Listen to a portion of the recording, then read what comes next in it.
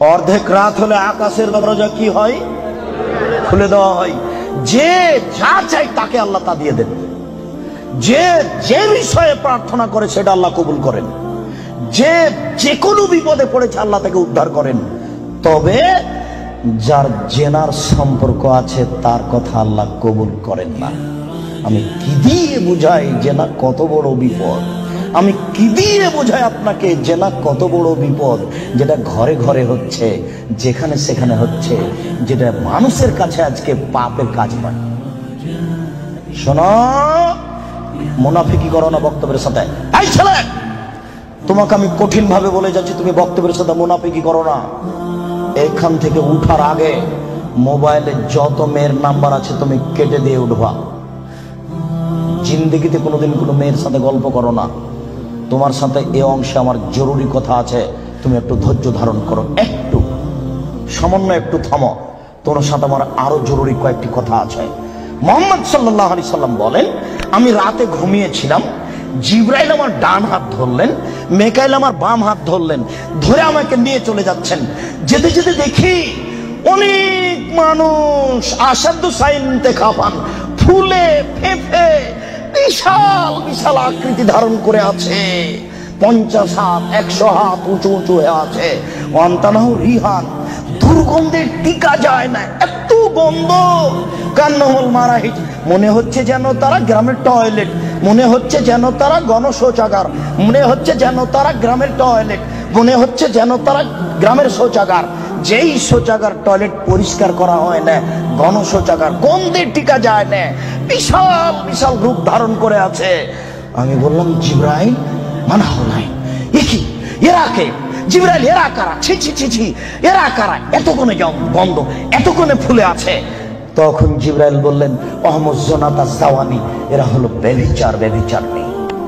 বলো যুবক, মোটা মোটা হ্যাঁ ফুলে আছে, খুব গন্ধ, এরা কারা? ব্যভিচার, ব্যভিচারনি। তুমি সাবধান থাকো, তুমি একটু অপেক্ষা করো। শুনুন, আল্লাহ নবী বলছেন যে আমার ডান হাত জিবরাইল ধরলেন, বাম হাত মিকাইল ধরলেন, ধরে নিয়ে চলে যাচ্ছেন। যেতে যেতে দেখি একটা গর্ত, চুলার মতো। কোন চুলা? যাতে তন্দুরি রুটি হয়। তন্দুরি রুটি চুলা দেখেছেন? ভিতরে রুটি দিয়ে সিদ্ধ হলে বের করে নেওয়া হয়, এরকম চুলা। তাহাতাও না, তার ভিতরে দেখি ধাঁধা ধাঁধা ধাঁধা করে আগুন জ্বলছে। ইরতাফাও ইরতাফাও, আগুন যখন জোরে জ্বলে উঠছে তখন ওর ভিতরে যা কিছু আছে সব উপরে চলে যাচ্ছে। খামেরাত রাজাউ ফিহা, আর যখন আগুনটা কমে আসছে তখন সব নিচের দিকে চলে যাচ্ছে। ফিহারে জালুন অনিসাউন ওরাতন, তাতে দেখি পুরুষ এবং নারী জমা ধরে আছে উলঙ্গ অবস্থায়, পরনে কাপড় নেই কারো, এভাবে জমা ধরে আছে উলঙ্গ অবস্থায়। আগুন যখন জোরে জ্বলে উঠছে দাদা দাদা দাদা করে উপরে চলে যাচ্ছে, আবার যখন আগুন কমে যাচ্ছে তখন নিচের দিকে চলে যাচ্ছে। আর উপরে উঠলে মনে হচ্ছে যেন বের হয়ে পড়ে যাবে।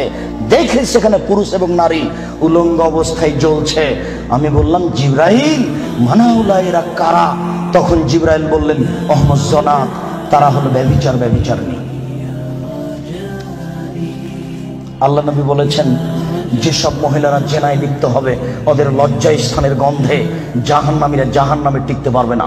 যেসব মহিলারা জেনায় লিপ্ত হবে ওদের লজ্জা স্থানের গন্ধে জাহান্নামীরা জাহান্নামে টিকতে পারবে না। যেসব মহিলারা জেনায় লিপ্ত হবে ওদের লজ্জা স্থানের গন্ধে জাহান্নামীরা জাহান্নামে টিকতে পারবে না। মুহাম্মদ সাল্লাল্লাহু আলাইহি সাল্লাম বলেছেন। শুনুন সম্মানিত দিনী ভাই, আবু হুরায়রা রাদিয়াল্লাহু তাআলা আনহু বলেন, রাসূল সাল্লাল্লাহু আলাইহি সাল্লাম বলেছেন, আল বিকরু বিল বিকরি জিলদু ওয়া তাগরিবু সানা। অবিবাহিত ছেলে মেয়ে যদি জিনায় লিপ্ত হয় তাহলে তাকে 100 লাঠি পিটিয়ে এলাকা থেকে 1 বছরের জন্য তাড়িয়ে দিতে হবে। তিনি বলেন, আস-সাইবু বিস-সাইব রাজম, বিবাহিত পুরুষ নারী যদি জেনায় লিপ্ত হয় তাহলে তাকে ইট ঢেল পাথর দিয়ে মেরে মেরে মেরে ফেলতে হবে। এদেশের লাখো ভাবিকে ইট ঢেল পাথর দিয়ে মেরে ফেলতে হবে যারা দেবরের সাথে জেনায় লিপ্ত হয়েছে। এদেশের লাখো দুলাভাইকে ইট ঢেল পাথর দিয়ে মেরে ফেলতে হবে যারা সেলিকার সাথে জেনায় লিপ্ত হয়েছে। এদেশের লাখো পুরুষকে ইট ঢেল পাথর দিয়ে মেরে ফেলতে হবে যাদের স্ত্রী থাকার পরেও অন্য নারীর সাথে জেনায় লিপ্ত হয়েছে। এদেশের লাখো নারী বেহায়া বেশরমা লজ্জাহীনা নারী যারা স্বামী বাড়িতে থাকার পরেও অন্য পুরুষের সামনে নিজের পরনের কাপড় খুলে উলঙ্গ অবস্থায় জেনায় লিপ্ত হয়। শুনুন, এদের ইট ঢেল পাথর দিয়ে মেরে মেরে মেরে ফেলতে হবে, এদের বাঁচার কোনো পথ নেই। রাসূল সাল্লাল্লাহু আলাইহি সাল্লাম বলেন, 3 শ্রেণীর মানুষকে হত্যা করতে হয়, তবে 2 শ্রেণীর মানুষের বাঁচার পথ আছে। মনে রাখুন, 3 শ্রেণীর মুসলমানকে হত্যা করতে হয়, 2 শ্রেণীর মানুষের বাঁচার পথ আছে, 1 শ্রেণীর মানুষের বাঁচার পথ নেই। এক, কেউ যদি বলে আমি কোরআন মানি না, তাহলে তাকে হত্যা করতে হবে। কেউ যদি বলে গাভীর দুধ হারাম, তাহলে তাকে হত্যা করতে হবে। কেউ যদি বলে মদ হালাল, তাহলে তাকে হত্যা করতে হবে। সরকারের পক্ষ থেকে গলায় ফাঁস দেওয়া হয়েছে, ফাঁস টান টান। তখন বলছে বলেছে আমার ভুল হয়েছে, আমি কথা ফিরিয়ে নিলাম, তাহলে তাকে আর ফাঁসি দিতে হবে না, নামিয়ে নিতে হবে, বেঁচে গেল। পাপ করেছিল হত্যার যোগ্য। আমি বুঝাতে পারলাম না মনে হয়। 2, কেউ যদি কাউকে হত্যা করে, তাহলে তাকে হত্যা করতে হবে, এর নাম কিসাস। এই ছেলে, তোমার দাদার বয়স 90 বছর, তাহাজ্জুদ পড়ে ফজরের টাইমে বের হচ্ছিল, মসজিদে নামাজ পড়তে যাবে। কালকে তোমার দাদাকে একটা ছেলে গালি দিয়েছে, তাহাজ্জুদ পড়তে বের হওয়ার সময় দেখো ওই ছেলেটা, তোমার দাদা এক থাপ্পড় দিতে ছেলেটা মারা গেছে। এখন তোমার দাদাকে কেসাস স্বরূপ ফাঁসি দিতে হবে সরকারের পক্ষ থেকে, তবে তোমার দাদার বাঁচার পথ আছে। ওই ছেলেটার বাপ মা যদি বলে আচ্ছা যাক আমাদের ছেলেকে মেরেছে আমরা মারবো না, তাহলে তোমার দাদা বেঁচে গেলেন। কথা কি বুঝাতে পেরেছি? 3, রাজুলুন জানা বাদায় হেসানিন, কেউ যদি বিবাহ করার পরে জেনায় লিপ্ত হয়, তাহলে তাকে হত্যা করতে হবে, তার বাঁচার কোনো পথ নেই। কেউ যদি বিবাহ করার পরে জেনায় লিপ্ত হয়, তাহলে তাকে হত্যা করতে হবে, তার বাঁচার পথ নেই। একটু জাতের মানে তুমি গামে দিয়ে গামের সম্প্রদায়ের একজন মহিলা আসলো আল্লাহ রাসূলের দরবারে, এসে বলছে তাহিরনি ইয়া রাসূলুল্লাহ, হে আল্লাহ রাসূল, আপনি আমাকে পবিত্র করুন। তখন আল্লাহ রাসূল বললেন ইরজি, বাড়ি তুমি ফিরে যাও, আস্তাগফিরুল্লাহ, আল্লাহর নিকটে ক্ষমা চাও, ও তুবি ইলাইহি, তুমি তওবা করো, তোমার পাপ ক্ষমা হয়ে যাবে। তখন মহিলাটি বলছে হ্যাঁ তুরাদ্দাদুনি কামারা দাদ্দা মাইজুব মালিক, আপনি মাইজুব মালিকের বিচার না করে বারবার ফিরিয়ে দিয়েছিলেন, আপনি কি আমাকে সেইভাবে ফিরিয়ে দিতে চাচ্ছেন? আমার পেট উঁচু হয়েছে, অবৈধ সন্তানে আমার পেটে অবৈধ সন্তান রয়েছে, দয়া করে আপনি আমাকে ফিরিয়ে দিন না, আমার বিচার করে দেন। তখন আল্লাহ রাসূল বললেন আচ্ছা ঠিক আছে, ইরজেই হাত্তা তালেদি, তুমি বাড়ি চলে যাও, যেদিন তোমার বাচ্চা হবে সেদিন আসিও, বিচার করে দেব। মহিলা বাড়ি চলে গেল। বাচ্চা সবে মাত্র প্রসব হয়েছে, মুসলিম গ্রন্থে এসেছে ওই বাচ্চাটাকে ন্যাকড়ার মধ্যে জড়িয়েছে, প্রসব হওয়া মাত্র জড়িয়ে নিয়েছে, আল্লাহ রাসূলের দরবারে এসে বলছে আল্লাহ রাসূল এ দেখেন বাচ্চা প্রসব হয়েছে, বিচার করে দেন। আল্লাহ রাসূল মাথাটা নিচু করে বলছেন জি, বাড়ি চলে যাও, ফারজি হে, বাচ্চাকে দুধ খাওয়াও, হাত্তা তাপ্তে নিহে, যেদিন বাচ্চা দুধ ছেড়ে দিবে সেদিন আসিও, বিচার করে দেবো। মহিলা চলে গেল, বাচ্চাকে 2 বছর দুধ পান করালো। 2 বছর পরে মহিলা বিচারালয়ে উপস্থিত, অফিয়াদেহি কেসরাত খুবজিন, এমত অবস্থায় বাচ্চার হাতে এক টুকরা রুটি রয়েছে, এই রুটি প্রমাণ করে বাচ্চা খাদ্য খেতে পারে। ফাওয়াসাদাহু বিয়াদি রাজুলিন মিনাল মুসলিমিনা, আল্লাহ রাসূল ওই ছেলেটাকে একজন মুসলমানের হাতে সমর্পণ করলেন, বললেন যাও তুমি এই ছেলেটাকে লালন পালন করো। তিনি বললেন সঙ্গী সাথী এই যাবো বিহা, তোমরা একে মাঠে নিয়ে যাও, এই মহিলাকে মাঠে নিয়ে যাও, মাঠে নিয়ে গিয়ে গর্ত খুঁড়ে বুক পর্যন্ত পুঁতে দাও, এরপরে তোমাকে তাকে ইট ঢেল পাথর দিয়ে মেরে মেরে মেরে ফেলো। সাহাবীগণ বলেন আমরা তাকে মাঠে নিয়ে গেলাম, মাঠে নিয়ে গিয়ে গর্ত খুঁড়ে বুক পর্যন্ত মাটিতে পুঁতে দিলাম, এরপরে চতুর্দিক থেকে ইট ঢেল পাথর মারতে লাগলাম। খালিদ বিন ওয়ালিদ বলেন একটা পাথর আমি নিয়ে তার মুখের উপরে মারলাম, ফাতারা জাহাদাম আলা ওয়াজহি খালিদ, পাথরটা মুখে লেগে মুখ ফেটে রক্ত ছিটে খালিদের গায়ে লাগলো। খালিদ গালি দিয়ে বসলেন ছি ছি, একজন জেনাকারিনী মহিলার গায়ের রক্ত আমার গায়ে লাগলো, এরকম কিছু হবে? আল্লাহ রাসূল বললেন মারে রে খালিদ তুমি গালি দিও না, লাগা তাওবাতান লাউ তাওবা সায়মাকসিন লা গফিরা লাহু।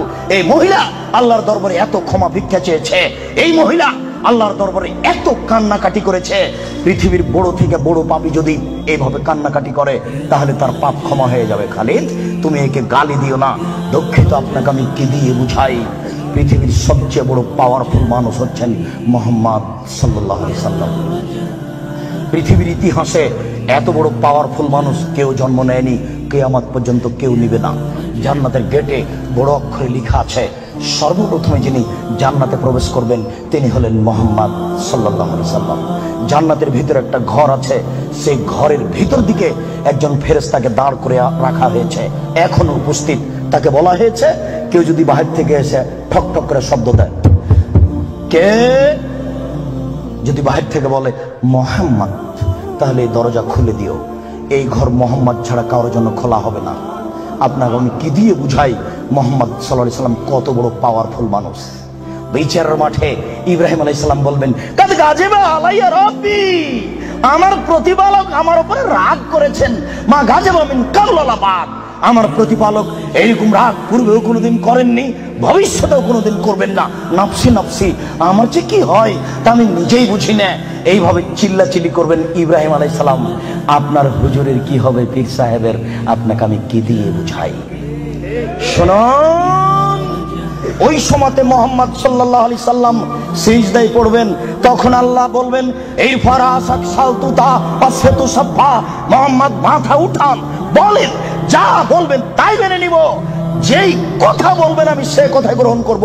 আপনি মাথা উঠান না, আপনি বলেন না আমাকে কি বলছেন, আমি আল্লাহ, আপনি যা বলবেন তাই মেনে নিব।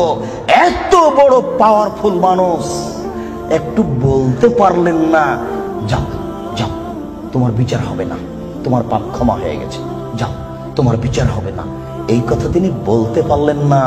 এত বড় পাওয়ারফুল মানুষ, তিনি খালি বললেন, খালিদ তুমি একে গালি দিও না, এত তওবা করেছে, এরকম তওবা যদি বড় থেকে বড় পাপী করে তাহলে তার পাপকে ক্ষমা করা হবে খালিদ। তার মানে এর পাপ ক্ষমা হয়ে গেছে, তাই তো তিনি জানাজা করলেন, তাই তো তিনি কাফন দাফন করলেন। কিন্তু তিনি তাকে বলতে পারলেন না, যাও যাও তোমার বিচার হবে না, তোমার পাপ ক্ষমা হয়ে গেছে। পৃথিবীর সবচেয়ে বড় পাওয়ারফুল মানুষ এ কথা বলতে পারলেন না। তার মানে বিবাহ করার পরে জেনায় লিপ্ত হলে তার দুনিয়াতে বেঁচে থাকার কোনো সুযোগ নেই। আমি আপনাকে কি দিয়ে বুঝাই শরীয়ত কি জিনিস? বিবাহ করার পরে জেনায় লিপ্ত হলে তার বেঁচে থাকার কোনো সুযোগ নেই।